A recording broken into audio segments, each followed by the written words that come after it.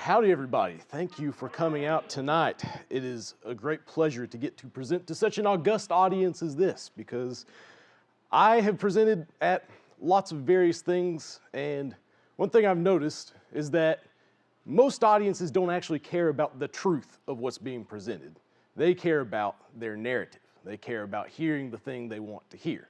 But Ratio Christi is unique in that most people here that I've spoken to are actually interested in exploring the truth, which is a very good sign. And that's what I want to talk about tonight. I want to talk about narratives and their truth and the difference between the two.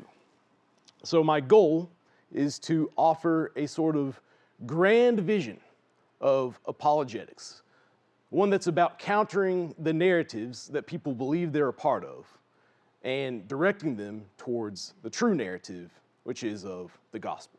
So to that end, I'm going to talk about a little bit of narrative theory. Then I'm going to talk about the parable of the prodigal son, which is a good example of narrative argument. And then we're going to work on exercise together, and that's the part that won't get recorded, so you don't have to worry about that. So let's get into the problem. The world is lost. And what are they lost in? Well, lost in sin, according to the Christian story, but also we are lost in false narratives. Everywhere you go, everybody has a different theory of what reality is, a different worldview, a different idea of what's true and what's false. And these aren't just about the little things, they're about the big things. They're about humanity's place in the world, what we're here for. In other words, people are lost in false narratives of reality. And this has taken people away into a kind of spiritual darkness that shrouds the soul and prevents people from finding salvation. Jesus modeled a way of approaching people who are lost in this kind of spiritual darkness. And he did it by redirecting audiences to the kingdom of heaven through the narratives he told, through narrative arguments, most famously his parables, right? So to that end, I think it's worthwhile to get a little bit of narrative theory behind us so we can understand how Jesus did this and how we might learn to do likewise. Scholars of communication, which is what I am trying to be, have studied the force of narratives and their ability to persuade for a very long time. And one of the major theories in this area is called the narrative paradigm. It was created by a theorist called Walter Fisher, and the argument is very simple. To borrow the words of probably one of my favorite novels, we live in stories. And in stories, we are subject to phenomena beyond the mechanisms of space and time. What does that mean? Well, it means that things like value, things like meaning, things that are intangible yet real to us, things that aren't just in matter and energy, those things are in narratives, and we access those by living in narratives. Narrative, in other words, is the most fundamental kind of reason. It's not that syllogisms and the like aren't reason, but that this is like an even deeper level, because we experience reality through narrative. So what is a narrative, you ask? I define narrative as a configuration of setting, space, plot, time, and character, or what you might call agency. And while we can think of narratives in books and movies and so forth, we are also in a narrative. We live in stories. In a certain sense, we're no different from Frodo Baggins in Lord of the Rings or from Jane in Pride and Prejudice, or insert any character here. We live in a story, and the question is, what's the right one? And that matters, because all of us are trying to build a story of our lives that gives us meaning. If that story is false or invalid somehow, then the meaning of our life has been for nothing. It's been in vain. So it's very important for us to try and find the right story. And as a Christian, I believe that's the story of the gospel. So how do you test this kind of story, these narratives of reality? Well, you can do it through narrative argument. And this is something that Walter Fisher is going to help us with. Fisher said that according to the narrative paradigm, you can test a narrative based off of two criteria. You can test whether it is probable or whether it has narrative fidelity. So narrative probability is whether the internal parts of the story hold together. We've all seen a movie where the characters' actions just didn't make sense, or you cut from one scene to another and you have no idea why they're there. That kind of story is a bad story. And the reason it's a bad story is because the parts don't pull together in a cohesive way. That kind of story is probably false. It can't be true because stories are logically consistent throughout. But there's also another sense in which stories can be tested, which is narrative fidelity. And that is the sense in which the story rings true to your experience. We all have that one movie or that one novel that we love just because we kind of identify with it. And what is this identification? Well, it's the idea that this story fits into and explains all the other stories that you believe, all the other facts of reality. So it's this kind of grandiose organizing scheme. Does it do that? Can it do that effectively? If it can't, then it fails the test of narrative fidelity. So when you're doing a narrative kind of argument, what you're doing is you're testing these stories of reality by testing whether or not their concept of space and time and people holds together in this kind of internally consistent way and in a way that actually explains and fits together with all the other facts of our experience. And this was something Jesus was a master of, namely through the parables. So let me show you an example of one of those parables. And this is one you've probably heard before if you're at all familiar with Christianity, which is the parable of the prodigal son.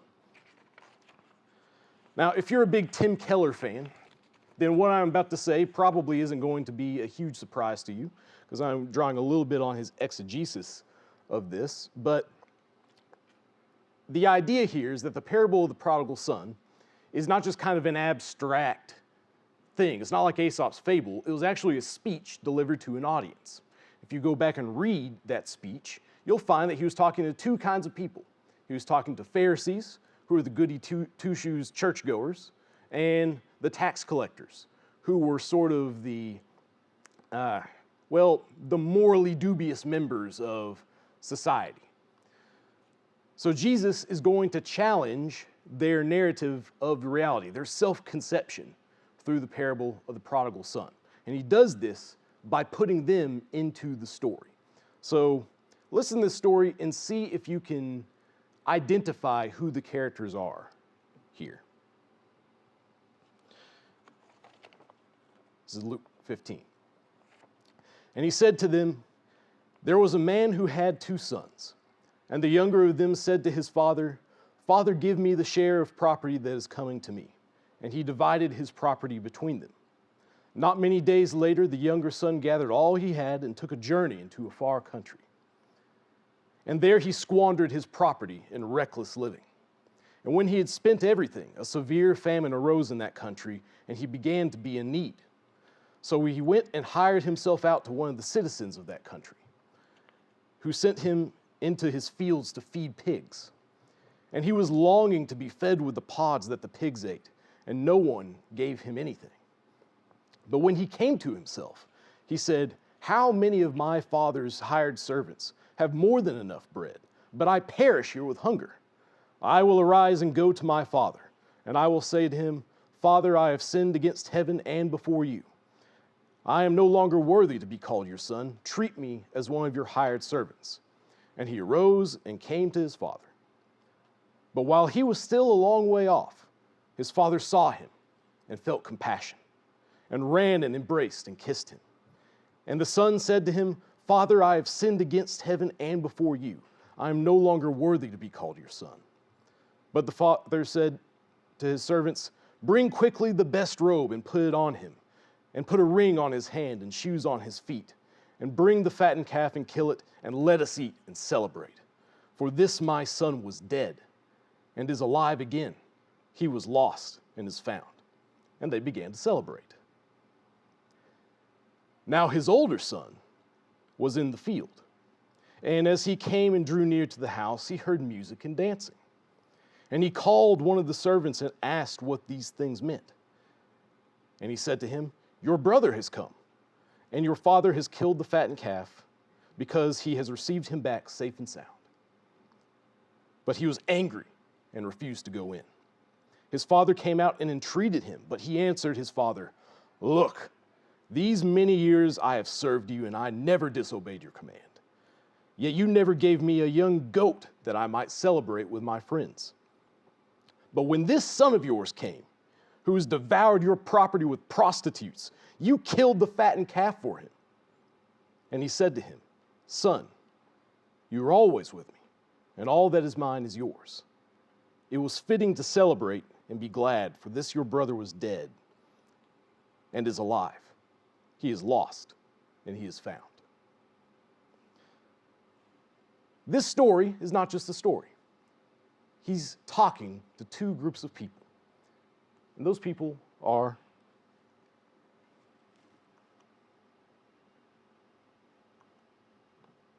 the characters. There we go. The characters represent the people. Jesus in this story is the Father. He is the one who dispenses grace and forgiveness, and the prodigal son is the tax collectors, the people who are far from God. And the question on the tax collector's mind is, can we be forgiven? Have we done something so horribly, morally terrible that even God won't forgive us? So Jesus' message to the tax collector is no, God will forgive anybody who repents. But the real part of this that makes it a powerful narrative argument is what it says about the Pharisees. Because the Pharisees are the elder brother.